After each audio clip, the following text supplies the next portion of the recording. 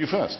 I really couldn't hear it. I'm sorry. Okay, well, I'll tell you. He said, pain. what about subjective experience? If someone says, I had a religious experience and I went on to do a noble action, shouldn't we credit that to religion? Would that be a fair précis of your question, sir? He says yes. I have an answer, but I'm sure you do too. I suppose so. It doesn't seem to present any difficulties to my position, so I think I'll hand it over to him.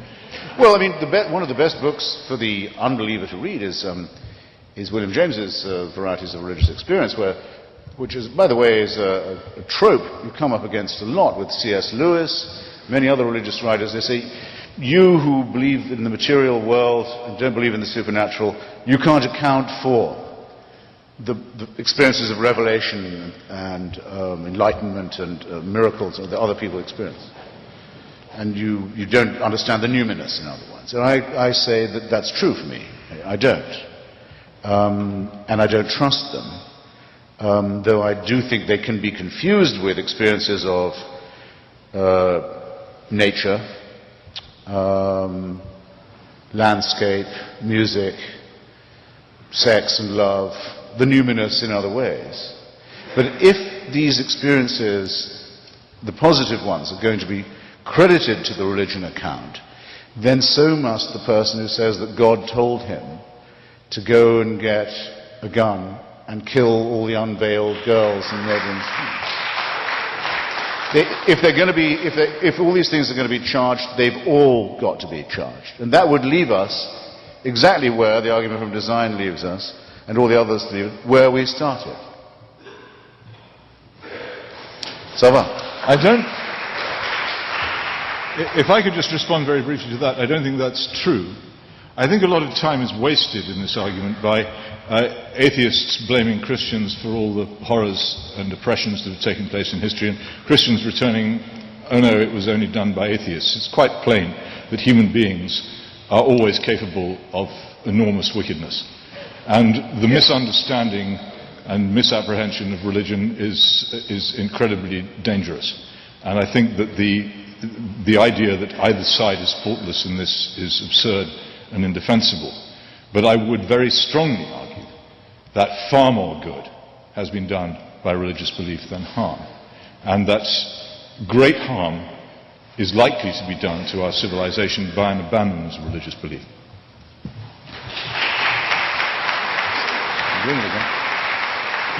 Sir, our next question. Hi. I was just at a philosophical luncheon at the University of Chicago where they teach your brand of atheism and morality in their theology school. But they were congratulating Chicago Alderman on his life. And one of the things that they cheered was that he had spent several months with Trotsky in Mexico in 1928. They thought this was really great. And that a group of atheists would cheer a man who killed between 40 and 60 million people, and would now do it having spent months with him, and this is something they look up to.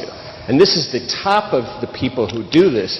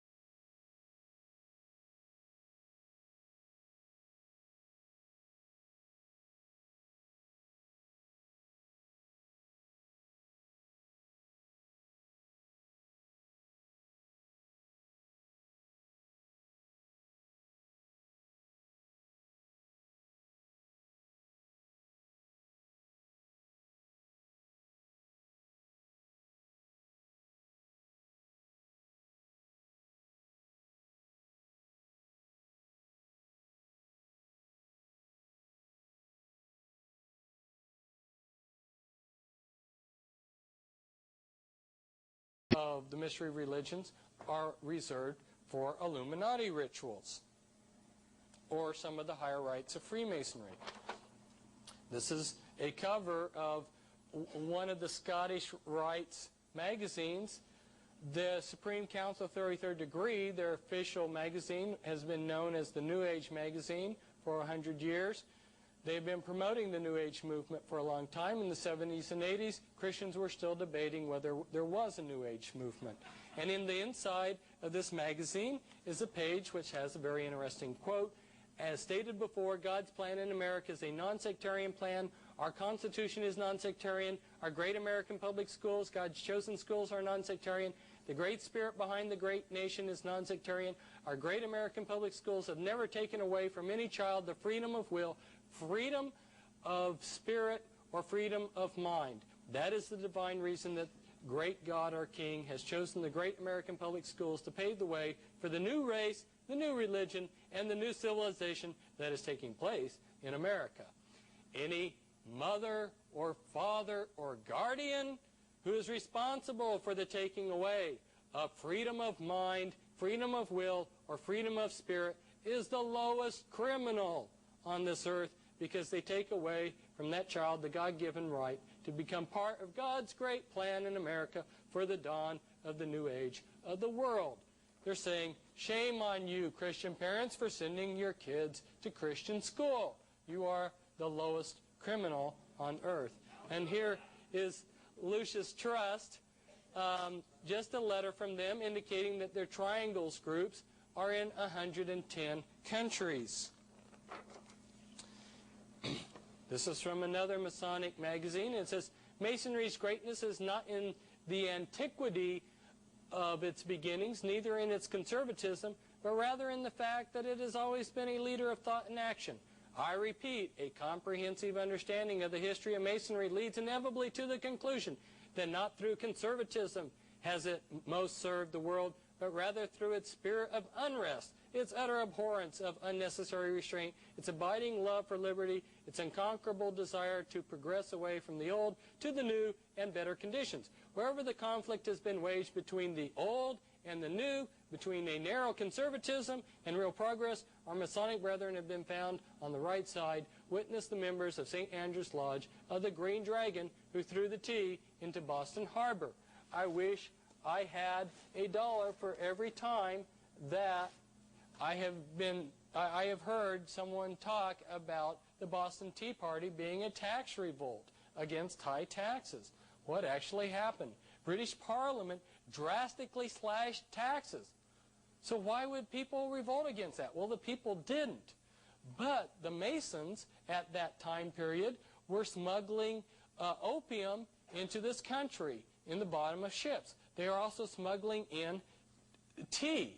And when British Parliament drastically cut import taxes, it made their illegal tea uncompetitive with the legal tea. And they were upset that this was going to cut into their profit. So when they were going to have their lodge meeting that night at the Green Dragon Inn, and you might remember that name for later on it might come up, they decided, and if you look in the minutes of their lodge meeting, you'll see that they decided to cancel their meeting that night, and they planned to dress up as Indians, and then they went down to Boston Harbor, and there was this poor captain who was at the wrong place at the wrong time, and they dumped millions of dollars of his, however much it was, of his tea right into Boston Harbor. It was a criminal act, and now history has been tweaked a little bit, and we see them as great patriots.